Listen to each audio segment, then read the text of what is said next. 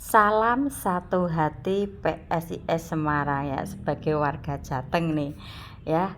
Ini aku mau mempertanyakan kepada pihak manajemen atau pihak manajemen PSIS Semarang ya. Ini dari pihak manajemen atau kepentingan pribadi saya kurang paham ya. Ini diedarkan di kampung-kampung ya dengan apa? Dana sukarela ya.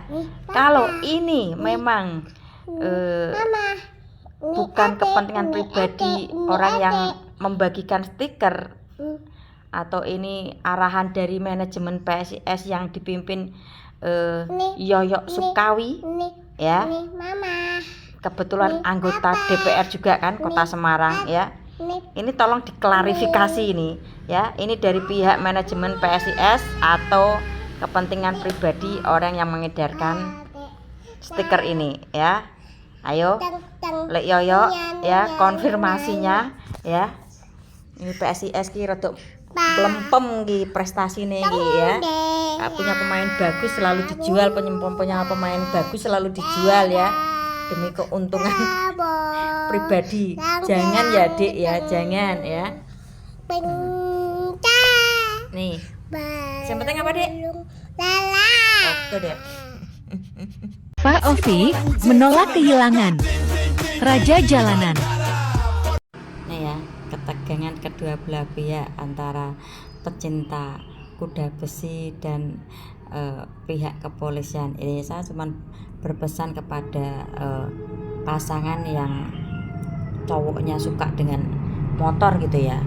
Jadi jangan berpikir untuk kalian itu prioritas ya, karena prioritas bagi laki-laki atau cowok yang suka motor itu prioritasnya itu motor, baru cewek ya. Jadi kalian yang punya pacar seorang penggila motor gitu ya, jadi sabarnya harap ekstra gitu. Juga harus bisa mengerti keadaan si cowok tersebut ya. Terkadang kan cewek juga pengen diperhatikan, tapi nggak bisa, harus ceweknya yang lebih memperhatikan cowoknya ya. Itu kebanyakan mah kayak gitu ya. Jadi sekali lagi, perempuan yang punya cowok suka motor gitu ya, suka otak-atik motor, jadi harus punya kesabaran ekstra ya, karena kamu itu bukan prioritasnya itu yaitu motor ya. Saya sudah survei ketika di live sama anak-anak muda yang suka ngotak-ngatik motor. Bawa MPG-nya cabut aja Pak, lihat nih Pak. Masalah. Oke. Di berandaku banyak yang mengeluh tentang MPG dan MPG untuk dicabut ya. Gini loh, di situ ada pekerja yang menggantungkan hidupnya ya dari dapur MPG ya. Kalau bisa nggak usah dicabut, ubah aja sistemnya. Terus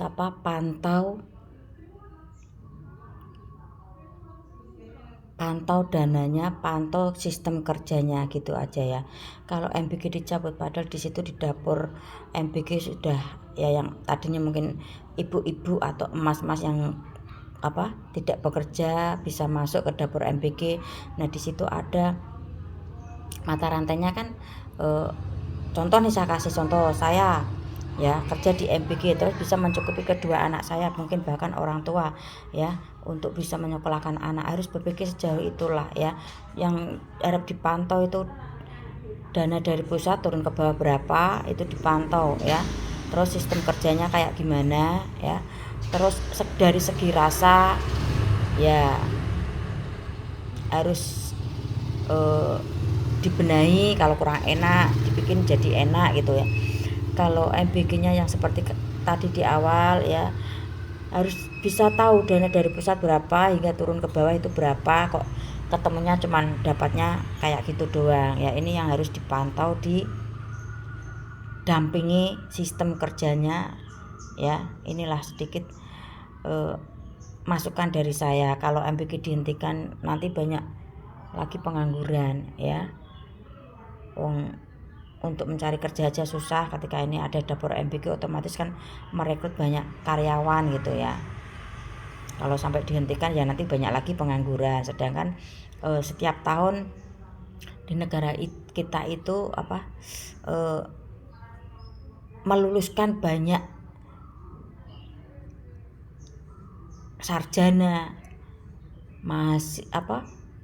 pelajar ya. Jadi ketika nanti banyak lulusan tapi pemerintahnya tidak menyiapkan lapangan pekerjaan, ya dampaknya akan banyak pengangguran gitu ya. Beresi arep balik meneh tak. Ayo beresi sik. Sik iki stiker PSS. Enak-enakan tadi bilang mau main, nanti beresi kok. Ayo adik beresi. Atau enggak besok enggak boleh mainan lagi loh. Udah kamu separuh aja, sisanya ke adik. Nah, 8 mandi sekolah. Karena hanya aku yang mengerti dengan lah yuk jam 8 mes 8, udah setengah 8 itu beres. Dalam. Itu beres sih. Ayo Mbak Ana dibantu. Kamu. Lo kok enggak ya? Yang penting apa sih, Dek? Yang penting apa sih, Dek? Kira tertepes gede masih mama. Lihat mama. Tak cewokot lho kupingmu lho nek domonge ra krungu. Siji. Loro. Ngomong sik sebentar apa sik? Klaten Boyolali biyen kenal saiki wis lali. Klaten Sukoharjo biyen tresno saiki wis beda. Klaten Jogja Solo dadi uang aja kaya ngono. Klaten Gunung Kidul atiku mbok gawe modal madul. Mama panggil. Ya, ingin kau mengerti, ingin kau pahami. Kesangan pernah. Mau kemana? Mau kemana?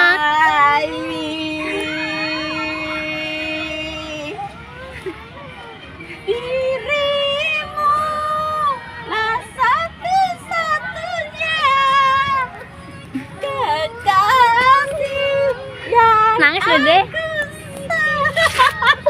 Mau apa? Sebentar.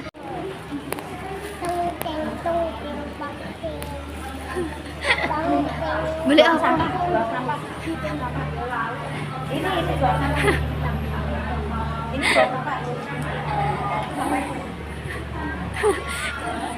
Gua tenan loh bos.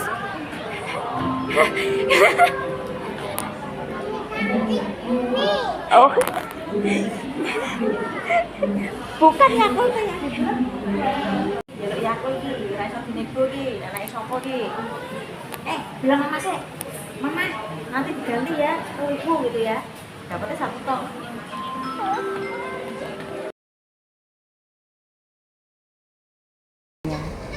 Lagi di puskesmas ini wajah ngantuk saya seharusnya udah tiduran ya. Saya di awal pemerintahan Pak Prabowo itu udah bilang nanti yang banyak kena ini ya, misal seperti para pejabat ya, menteri atau kepala desa atau ASN ya, di situ banyak yang tertangkap karena kasus korupsi. Nah dari situ saya berpesan untuk pihak keluarganya, istrinya atau anak-anaknya ya, untuk mempersiapkan mental ketika tadinya ekonominya mapan atau mungkin bahkan mampu, sekarang akan turun ya. Jadi untuk anak-anak para pejabat jangan ketergantungan sama orang tua, kalau bisa mandiri lah ya. Ketika ada peristiwa seperti ini ya, jadi sudah terbiasa gitu ya. Terus ini ada kabar lagi itu kan, perceraian mantan gubernur Jabar Ridwan Kamil ya, terlihat apa di media sosial, romantis ya, akhirnya endingnya apa, perceraian juga ya. Nih sekali lagi, kalau itu anaknya Lisa Mariana benar-benar anaknya Ridwan Kamil ya, wah hati-hati karena yang akan didapat nanti lebih mengerikan ya. Karena ini Pak RK kan punya anak perempuan, bisa jadi kemungkinan ya apa yang sudah diperbuat ke Lina Mariana bisa juga terjadi ke anaknya, atau mungkin bisa jadi perceraian seperti orang tuanya. Así que trépate, actívate, así cálate, que te quiero ver, te vas a recoger, está con mi mujer, está con mi mujer, está con mi mujer, esta noche la pasamos bien. Asalnya di sini. Asalnya di sini, Iya. habis itu pindah ke situ. Habis itu pindah ke situ. Ini ya, ingat saya di sini peduli, simpati, prihatin dengan keadaan Aceh dan Sumatera. Tapi ketika ada konten ini silahkan berpikir waras ya. Ya, rumah yang segi, cari aja video fullnya. Dari seberang pindah ke seberang dengan posisi rumah masih seperti itu. Ayo mulai berpikir waras. Menurut kalian gimana? Hanya ada musibah banjir, seorang supir truk di Aceh Tamiang mengajak bermain mahasiswi. Nih ya, ngeri. Kenapa saya ingin menyuarakan edukasi seks ya? Edukasi seks itu perlu ya. Sekali lagi TikTok ketika saya live itu mbak jangan di ban gitu ya. Saya ini mulai dari akun kecil lagi nih gara-gara mengedukasi seks, gak apa-apa. Yang penting masyarakat atau rakyat negara kita tuh bisa berpikir waras gitu ya. Ini lagi ada musibah banjir ya, seorang sopir truk ya hilang rasa empati, rasa kasihan, rasa pedulinya hanya karena ingin melampiaskan rudal Rusianya. Ngeri kan ya. Ayolah ya, masih banyak solusi ya untuk mengendalikan rudal Rusia, pakai minyak, sabun ya, atau hand body lotion ya. Kalau gini terus nggak bisa membedakan dong antara manusia dengan binatang. Ayolah ya, mulai berpikir waras deh. Nih ya, saya mau sedikit nyanyi nih di pagi hari ini dengan sedikit curhatanku. TikTok, ku mohon engkau mengerti, aku lagi sedang berjuang mewaraskan masyarakat Indonesia. Ya udah, sedikit nyanyian dari saya ya. Gini loh, buat TikTok yang terhormat ya, yang saya hormati gitu ya. Saya tuh mengedukasi seks supaya apa? Rakyat atau masyarakatnya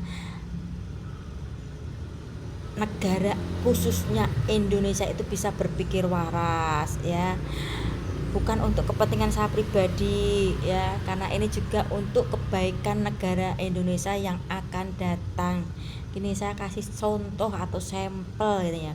Ketika saya ngomong tentang SEK ya, Anda kok malah menjurus ke arah seks. Gini loh, di era sekarang ngomongin seks nggak perlu tabu ya, karena ya di situ pasti ada edukasi seks ya. Jangan-jangan apa supaya kasus-kasus asusila, pemerkosaan ya, atau pelecehan seksual itu bisa diminimalisir ya, meski belum bisa dicegah 100%, setidaknya bisa diminimalisir ya. Karena dengan gini loh, terkadang khususnya ini remaja-remaja ya, atau generasi Gen Z itu ya, yang berpikir arahnya pasti masih ke sana. Karena apa? Ketika pacaran dia sudah merasakan kayak gini, sehingga ketika terjadi perpisahan atau ditinggal pasangan menikah dengan orang lain itu akan dalam ya. Jadi ketika pacaran atau berumah tangga itu tak seindah permainan SEK di atas kasur ya, tidak seenak permainan di atas kasur ya. Di situ kita nanti menghadapi realita kehidupan dengan problema yang mungkin bisa membuat pusing kepala orang yang sudah lagi menjalani itu ya. Jadi dimohon ya, secara pribadi saya meminta untuk TikTok kepada saya khususnya untuk memberi dispensasi ketika memberi edukasi tentang SEK ya. Nah, ini sarang tangga. Nah, ketika ya ini bagi guru-guru pun ya sedikit memberi edukasi SEK itu juga penting ya, meski nanti ada pro dan kontra ya sesuai taraf pendidikan anak. Misal kalau TK gitu, cuma dibilangin kayak gini aja, anak-anak nanti ketika ada misalnya kalau perempuan ya, anaknya itu perempuan ya, anak-anak nanti kalau ada laki-laki yang mengiming-imingi jajan terus minta pegang ini atau paha, jangan mau ya, atau tidak bilang sama mama atau papa atau ibu guru kalau kemarin diiming-imingi jajan terus minta pegang ini sama ini. Nah itu perlu untuk pendidikan TK. Kalau SD itu kan kadang SD itu sudah pada menstruasi ya itu sudah agak barbar nanti ketika ada penjahat-penjahat kelamin yang ingin mendekati anak-anak SD ya, biasanya itu kasihnya udah uang atau enggak iming-iming HP ya. Nanti pasti setidaknya dapat ancaman nih ya kalau anak-anak segitu sudah kayak gitu, karena pemikirannya sudah beda dengan anak-anak yang TK gitu ya. Ibu guru atau bapak guru bisa mengedukasi anak-anak ya, nanti kalau perempuan nih, kalau ya hampir mirip lah sama yang TK itu ya, tapi dengan iming-iming yang lebih gede gitu ya. Kalau laki-laki pesan bapak atau ibu gurunya ke laki-laki, bilang aja nanti kalau ada laki-laki dewasa ya ingin memasukkan burung ke tempat bilang ya ke mama atau ke papa atau ke bapak atau ibu guru di sekolah ya, itu pentingnya. Nah kalau SMP, SMA itu sudah sedikit barbar karena mungkin saking suka sama pasangan masing-masing. Nah ini yang susah untuk bisa dikasih paham. Saya sudah sering edukasi, ayolah pacaran boleh, untuk semi SEK kesini boleh, nggak masalah, yang penting satu itu jangan ketika nanti ada perpisahan ya atau belum jodohnya, ketika sudah merasakan ini dengan pasangannya, pacarnya ya, ibarat kata seperti itu akan susah move on dan akan terasa sakit ya. Ayolah ya, buat TikTok yang terhormat, saya mengajukan proposal ini untuk bisa meng-approve ketika saya mengedukasi seks ya, bukan bermaksud saya untuk untuk keuntungan pribadi saya ya. Saya sudah selama ini sudah pertahankan kesendirian saya tuh 15 tahun lamanya, itu nggak gampang ya, dengan hajaran janda nggak laku itu sudah saya terima, karena saking lamanya nggak ada orang yang masuk ke hati saya, itu sudah saya terima. Mungkin hinaan kayak gini, apa nggak jamuran mbak, apa nggak karatan mbak, itu sudah saya terima juga, saya nggak peduli. Yang penting ya masyarakat ya, khususnya negara Indonesia ini bisa berpikir waras lah. Ayolah jangan berpikir ke arah seks, padahal realita kehidupan itu lebih menantang ya, lebih berat daripada permainan SEK di atas kasur ya. Tak seindah permainan di atas kasur ya. Ini sedikit proposal saya ke TikTok untuk minta izin mengedukasi SEK ya. Karena apa? Diem-diem nanti mencabuli anak sendiri, diem-diem guru ngajinya sudah diberi kepercayaan mencabuli muridnya ya. Ayolah minimalisir kejadian-kejadian seperti ini. Ini karena apa? Merusak masa depan anak-anak ya. Ingat jangka panjangnya, ini bukan untuk kepentingan saya pribadi ya, meski tantangannya berat ya. Ada yang pamer ukuran size ke saya, ada yang bilang mbak punyaku gede loh, masa nggak nafsu, nggak gini-gini ya. Tolong deh, untuk TikTok saya mengajukan proposal ini ya untuk diberikan izin mengedukasi SEK ya. Terima kasih untuk TikTok. Akun besar saya mungkin akan saya tutup, saya akan beralih ke akun kecil karena di Bennett nggak bisa live, hanya untuk bisa jadi tamu live aja sampai tanggal 18, nggak tahu mau saya buka sampai kapan ya. Terima kasih ya, dan saya minta izinnya ke TikTok ini untuk masa depan negara Indonesia, yaitu negara saya ya, bukan untuk kepentingan pribadi saya. Oke. Saya ditelepon banyak pimpinan kepala negara yang ingin kirim bantuan, saya bilang terima kasih. Sekarang sudah paham kan kenapa negara-negara asing tidak boleh membantu korban bencana Sumatera dan Aceh ya, karena ini kepala negara kita ya. Saya melihatnya tuh gengsi, karena di mata luar negeri kan beliau ini kan orang kaya raya, orang tajir ya. Ketika beliau Pak Prabowo ini jadi presiden ya, rakyatnya atau negaranya lagi dapat musibah, dia itu nggak mau menerima bantuan dari luar negeri. Ini yang saya lihat ya. Seharusnya nggak kayak gitu juga sih ya. Ya nggak masalah lah untuk merendahkan diri ya. Ketika ada rakyatnya yang kena musibah, ya nggak masalah lah untuk merendahkan diri sendiri sesaat ya, supaya apa, bantuan-bantuan itu bisa cepat datang, masalah-masalah bisa cepat terselesaikan ya. Yang penting ketika rakyat atau masyarakat yang kena musibah itu bisa ditangani dengan cepat gitu ya. Ya gini loh ya, itulah gunanya pemimpin, nggak harus mempertahankan egonya ketika ada masyarakat atau rakyatnya masih berteriak-teriak ya, butuh pakaian, butuh makanan ya, atau sampai pengen bilang berdiri sendiri ya, Aceh merdeka ya. Ini sebetulnya tidak masalah yang gampang ya. Ya setidaknya ya sebagai kepala negara ya, untuk merendahkan sedikit saja nggak masalah lah, merendahkan diri sedikit di mata kepala negara nggak masalah ya. Yang penting masalah yang sedang dapat bencana itu bisa cepat ditanggulangi, terus bisa berpikir ke yang lain gitu ya. Karena mungkin ini presiden kita tuh apa ya, masih mempertahankan egonya ya. Karena apa, beliau di mata luar negeri khususnya Malaysia kan, beliau tuh orang tajir melintir, kaya raya. Ketika untuk menerima sumbangan itu mungkin agak apa ya, agak malu gitu. Padahal sumbangan itu bukan untuk pribadinya presiden atau keluarga presiden. Ada masyarakat yang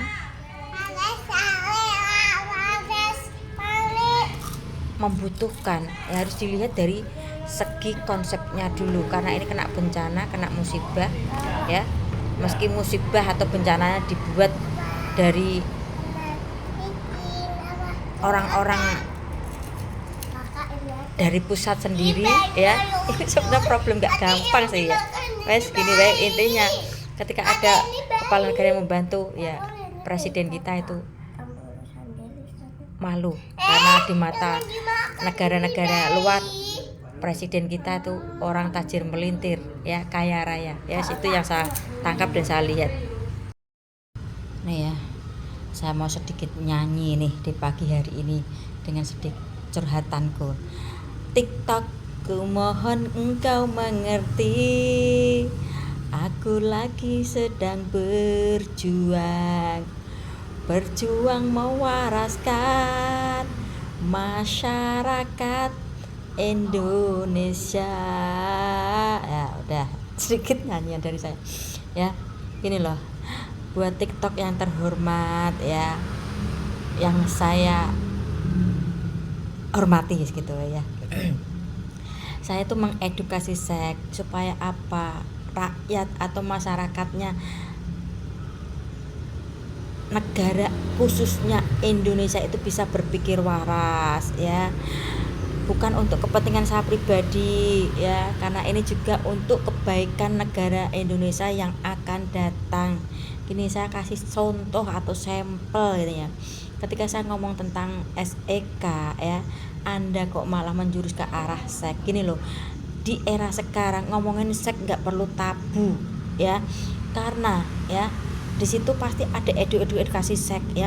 Jangan supaya kasus-kasus asusila, pemerkosaan ya,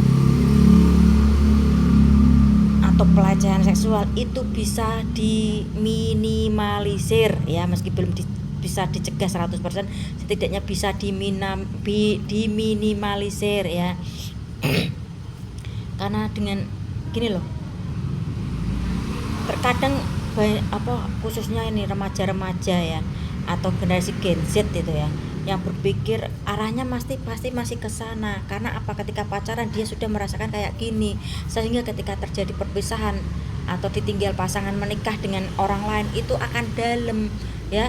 Jadi ketika pacaran atau berumah tangga itu tak seindah permainan SEK di atas kasur ya, tidak seenak permainan di atas kasur ya. Di situ kita nanti menghadapi realita kehidupan dengan problema yang mungkin bisa membuat pusing kepala orang yang sudah lagi menjalani itu ya. Jadi dimohon ya, secara pribadi saya meminta untuk TikTok kepada saya khususnya untuk memberi dispensasi ketika memberi edukasi tentang SEK ya. Nah, ini sarang tangga. Nah, ketika ya ini bagi guru-guru pun ya, sedikit memberi edukasi SEK itu juga penting ya, meski nanti ada pro dan kontra ya, sesuai taraf pendidikan anak. Misal kalau TK gitu, cuma dibilangin kayak gini aja, anak-anak nanti ketika ada misalnya kalau perempuan ya, anaknya itu perempuan ya, anak-anak nanti kalau ada laki-laki yang mengiming-imingi jajan terus minta pegang ini atau paha, jangan mau ya, atau tidak bilang sama mama atau papa atau ibu guru kalau kemarin diiming-imingi jajan terus minta pegang ini sama ini. Nah itu perlu untuk pendidikan TK. Kalau SD itu kan kadang SD itu sudah pada menstruasi ya. Itu sudah agak barbar nanti ketika ada penjahat kelamin yang ingin mendekati anak-anak SD ya, biasanya itu kasihnya udah uang atau enggak iming-iming HP ya. Nanti pasti setidaknya dapat ancaman nih ya kalau anak-anak segitu sudah kayak gitu, karena pemikirannya sudah beda dengan anak-anak yang TK gitu ya. Ibu guru atau bapak guru bisa mengedukasi anak-anak ya. Nanti kalau perempuan nih, kalau ya hampir mirip lah sama yang TK itu ya, tapi dengan iming-iming yang lebih gede gitu ya. Kalau laki-laki, pesan bapak atau ibu gurunya ke laki-laki bilang aja, nanti kalau ada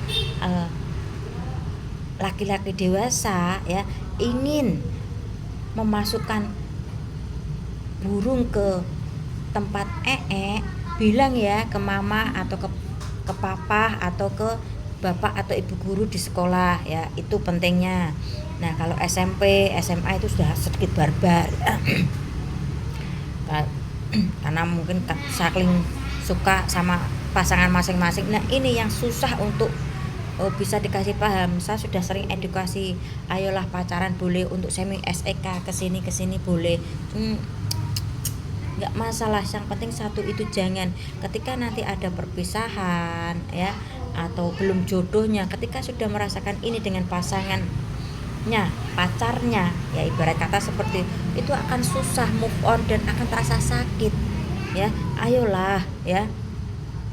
Buat TikTok yang terhormat, saya mengajukan proposal ini untuk bisa meng-approve ketika saya mengedukasi seks ya, bukan bermaksud saya untuk untuk keuntungan pribadi saya ya.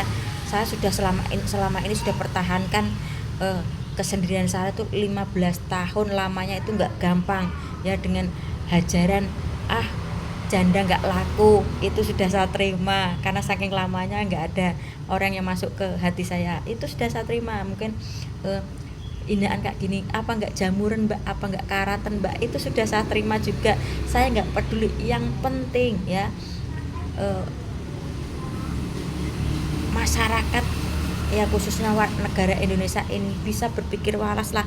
Ayolah, jangan berpikir ke arah sek, padahal realita kehidupan itu lebih menantang ya, lebih berat daripada permainan SEK di atas kasur ya. Tak seindah permainan di atas kasur ya. Ya, ini sedikit proposal saya ke TikTok untuk minta izin mengedukasi SEK ya. Karena apa? Diem-diem nanti mencabuli anak sendiri, diem-diem guru ngajinya sudah diberi kepercayaan mencabuli muridnya ya. Ayolah minimalisir kejadian-kejadian seperti ini karena apa? Merusak masa depan anak-anak ya. Ingat jangka panjangnya, ini bukan untuk kepentingan saya pribadi ya, meski tantangannya berat ya.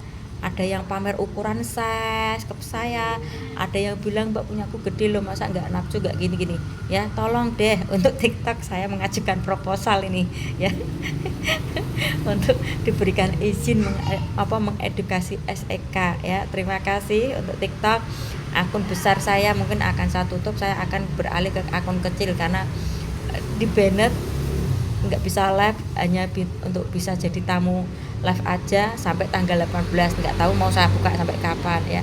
Terima kasih ya, dan saya minta izinnya ke TikTok ini untuk masa depan negara Indonesia, yaitu negara saya ya, bukan untuk kepentingan pribadi saya. Oke.